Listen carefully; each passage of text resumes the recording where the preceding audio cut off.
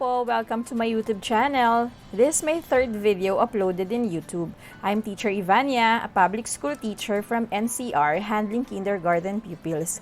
I created this channel to share my views, insights, opinions, comments, and expertise as a preschool teacher to all the parents, students, and colleagues. The third topic that I chose is helping parents to teach. Why helping parents to teach? Simply because parents need help and guidance during this time that they should serve as a second teacher to their child. The question for our third video is how to teach parents to teach. This is a new situation for all of us. For me as a teacher, many adjustments have also been made. Parents cannot escape the changes. One of these is the change that has to do with their children's education. I have some tips on how to teach parents to teach their children at home. To make my tips easier to remember, I created this acronym. The first tip, or tip H, is hope.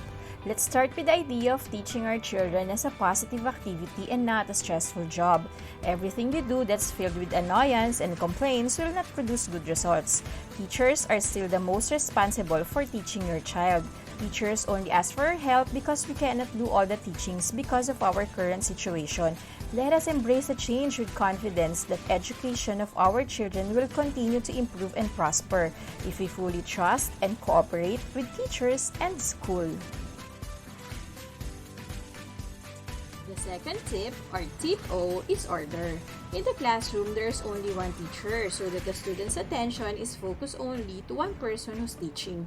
A teacher doesn't want a chaotic classroom, so before the class starts, she makes all her teaching materials and modules, gadgets, and lesson plan available before the actual class starts.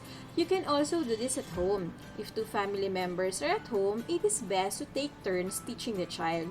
For example, mother could be the teacher for a week while grandma will do all the cleaning, cooking, and other activities. The next week, grandma can teach.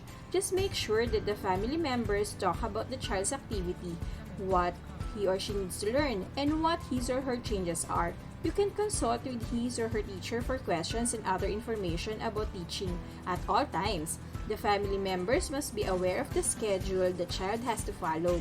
You can make a plan on how you would like your child to be taught. You can select different materials for the child to use, but prioritize the module because it is the required learning materials from school. Having a schedule, a plan, and organized way of handling things at home will result to an orderly way of teaching your child. The third tip, or tip M, is means. Have you ever heard of the words synchronous and asynchronous? Yes, because they are the means or ways teachers can use to deliver their lessons. The word synchronous means real time. The child will be facing her teacher and classmates via video conferencing application online. On the other hand, asynchronous is the way in which the teacher will send ebook, activities, pre-recorded videos, and modules for the child to study and answer. It is good for parents to know the methods of teaching and delivering the lesson that the teacher will use so parents could also prepare on how to teach at home. The fourth and the last tip is tip E, or extras.